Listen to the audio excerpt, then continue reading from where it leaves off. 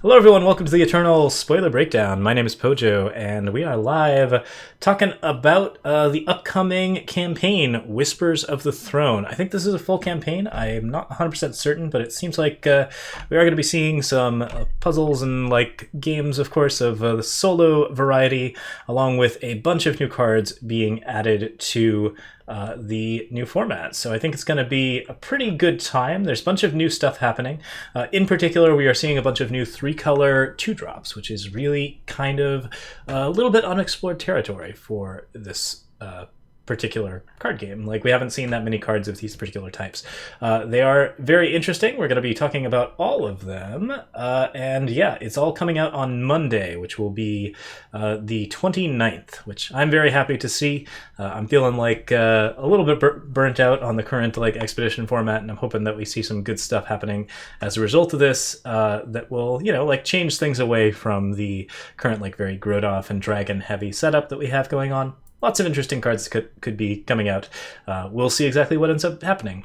Okay, well, first off, let's look at our cards. So these will also be in a preview event that starts this weekend. We will be playing that for our birthday stream, which I think will be either Saturday or Friday. My birthday is tomorrow, so we'll be doing a big, long, full stream, I think probably on Saturday to celebrate, and we'll be playing the Whispers of the Throne event and showing off some of the cards from this set.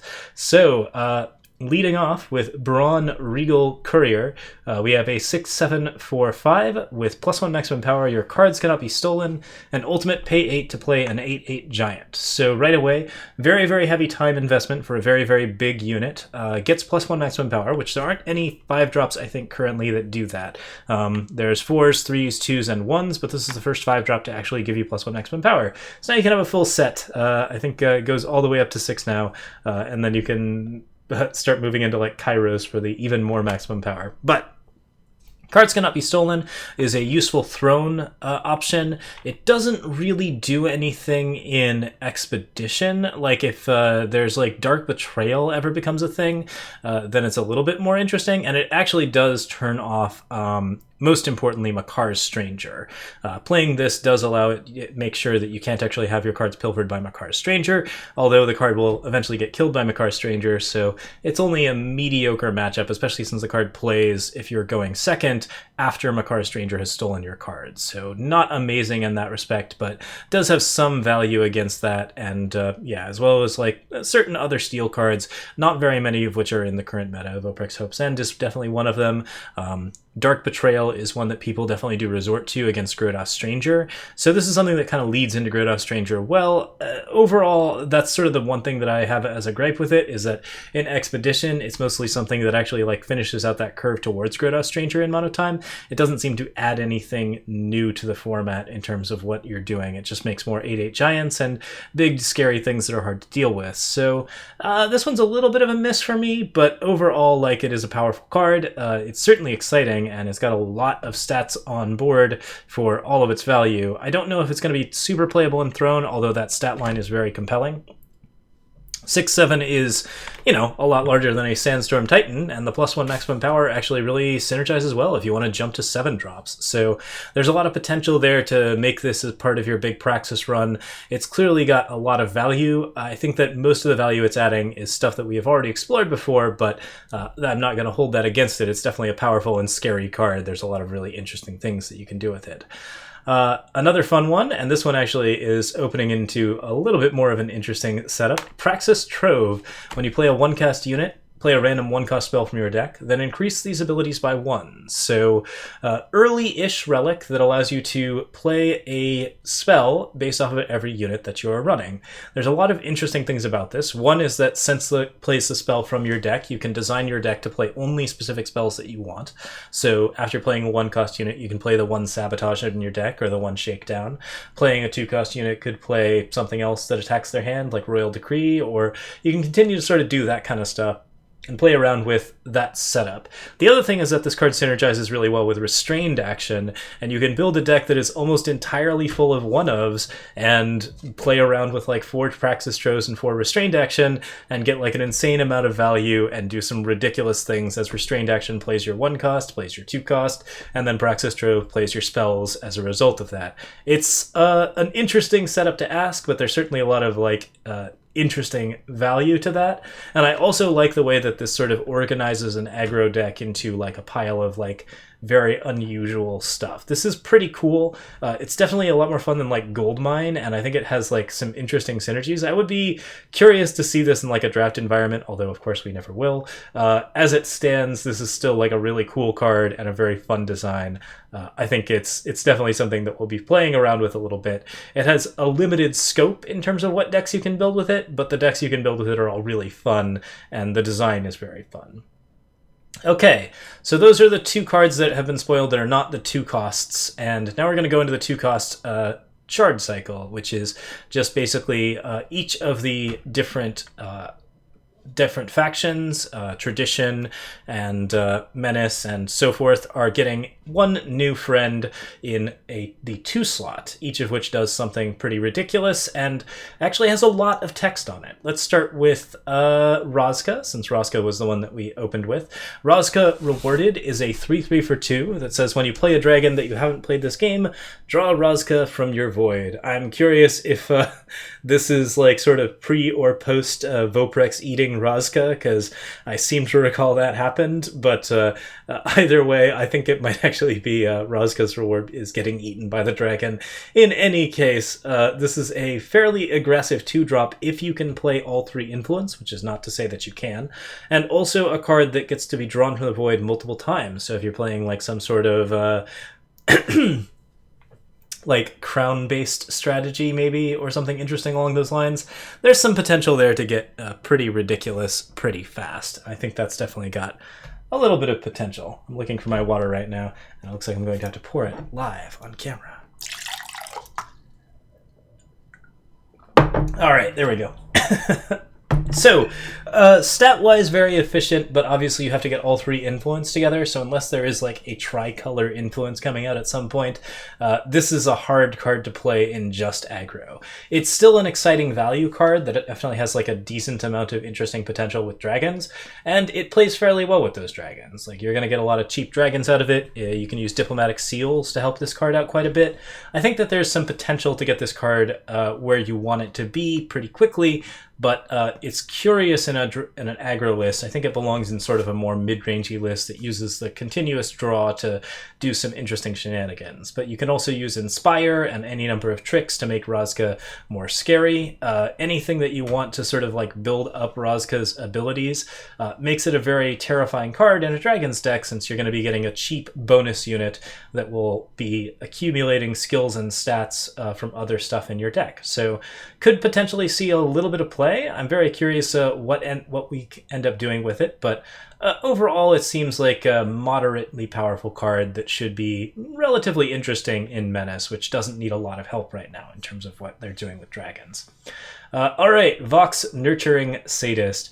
3/2, when you play a nightmare, it gets +1/+1 for each nightmare in your void. Exhaust Vox and sacrifice 2 other units to gain 4 health. The enemy player sacrifices a unit. So this is our destruction card.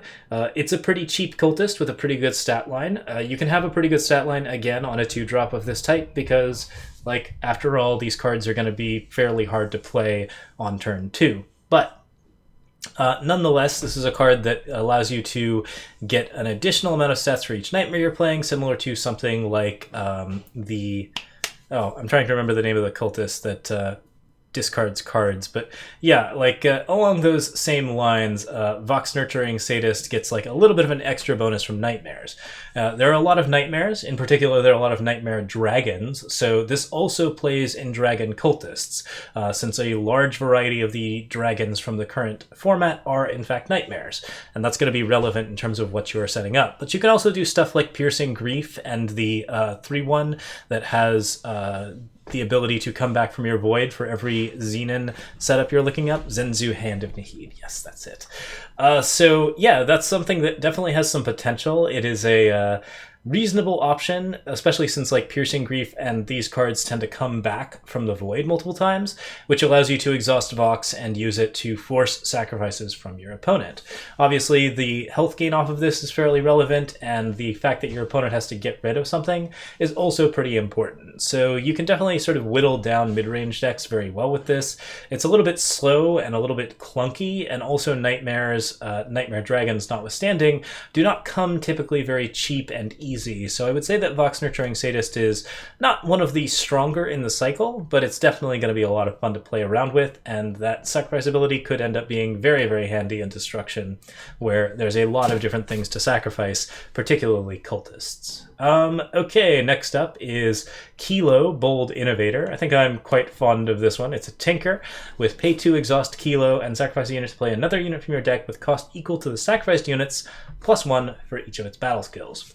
So this gives you a consistent finisher off of battle skill triggers in Unseen that don't necessarily trigger in the way that you want them to. If you get like Reckless and something on Abysma and you're looking at like 2 or 3 stats, then you can use Kylo to pay 2 and sacrifice it and get a 6-drop for free, which is, well, I mean, it still costs you 2 and it still costs you the exhaustion on Kylo, but it's definitely something to pay attention to since it's got some interesting setups there. Definitely there's a lot of different ways that you can make this card do aggressive things. It effectively has a reweave on any unit in your setup, so you can basically even do this if you don't have battle skills. You won't get a lot of board advantage out of that, but you can definitely circle or cycle around and find particular units that you need, particular 2-drops or 3-drops. So that's got some potential to sort of get a little out of hand. You have the advantage of card selection with Kylo, if not the advantage of board position. The 1/3 stat line is very durable. This is something that's going to be fairly hard to kill, and as a 2-drop, that seems pretty reasonable. The 2-drop slot actually really helps it here, since you want to play it probably on 4 to pay 2 and exhaust it, and in those cases, the amount of influence that it costs is not as difficult, because you're able to use this on 4 and then keep the unit around for further reweaves later on. It also does sacrifice, which means that you can play around with like some really interesting 4-color decks. Kylo Bold Innovator could be used with, for example, Shrine to Carvet to mess up some people with very unusual like 6-drops that just come out of nowhere. There's a lot of available options there that could be used to pretty interesting potential. This is the most complicated of the build around me's, I think, and this one definitely has some really rad potential that doesn't currently synergize with Unseen's like setup. I think that the Unseen aggro deck doesn't really want this card, but I think there are a lot of Unseen mid-range options or battle skill based mid-range options that would really be cool with playing Kylo, and potentially even be able to get away with like some pretty interesting stuff with that big legendary that gets all the battle skills. You can do some wild stuff here. Kylo's got some good potential. It's a hard card to use, but there's probably a good deck out there that can play with it. Next up, Elham Keeneyed. When you play another unit, gain 1 armor, which not an unreasonable thing. This is something along the lines of like Alessi, where you're getting so much armor off of this card that it's very sort of deceptive how powerful that effect is, but it ends up being very, very good if you're playing for a lot of like aggressive sort of creation-based strategies. The 2/2 stat line is a little bit weak. I think this card was probably pretty good at 2/3 and might have actually gotten a nerf down. But like, yeah, as far as things go, this definitely seems like something that like has some good advantages in armory-based strategies, since you can play a number of different interesting units with it. It has pay 5 and exhaust Elm to play a golem with strength and health equal to your number of units, so it basically just generates stats.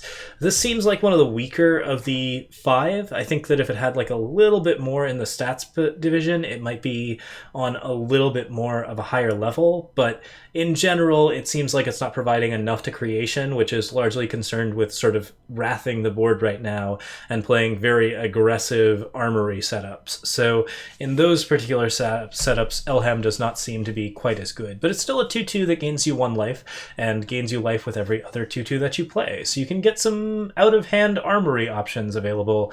I think in the same like sort of vein as Tax Collector, this is probably not something that's going to see a lot of play, but it looks interesting and could be seen in something. I think it's probably the weakest of the 5. All right, Kaspar, Orin of Kosul. Exalted, when Kaspar hits the enemy player, replenish your power. The first time you activate or spellcraft a relic each turn, copy that ability.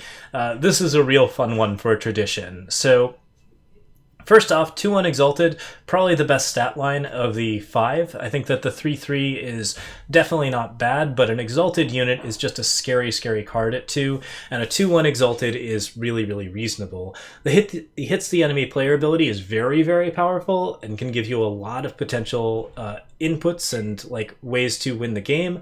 It's got that sort of SODI win con where you can just get a ton of power, hit the enemy player with this, and then get like something really good out of it. And finally, it duplicates spellcrafts off relics, which there are quite a few good spellcraft relics.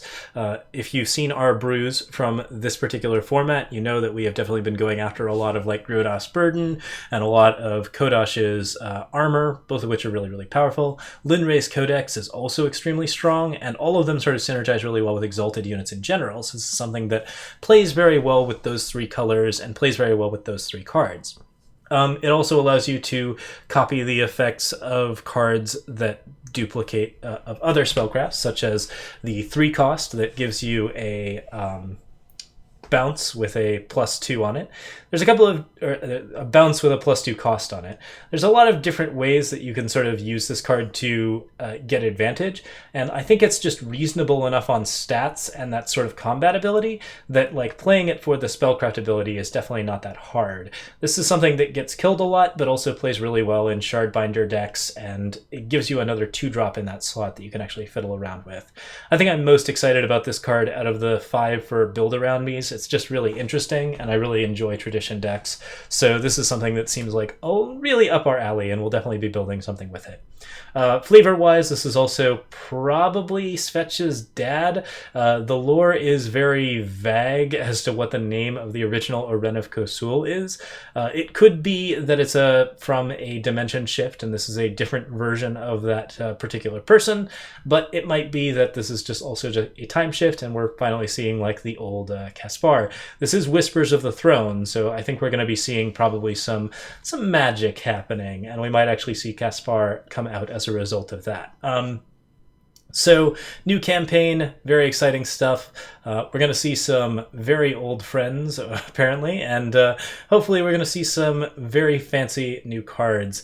I'm very excited for it. We will be playing it when it comes out on Monday, and probably getting started around 6 p.m. PST. So look forward to that, and also we will be continuing to stream as much as possible during this self-quarantining set of weeks. So look forward to more of that. We're definitely going to be doing a lot of different things, and I hope to see you all with more of that very soon. Thanks so much for watching, and let's go ahead and get back to some games for the Twitch folks, to the YouTube folks. Always glad to have you. You can find me on Twitch, YouTube, Patreon, and Twitter. Thanks again. Bye.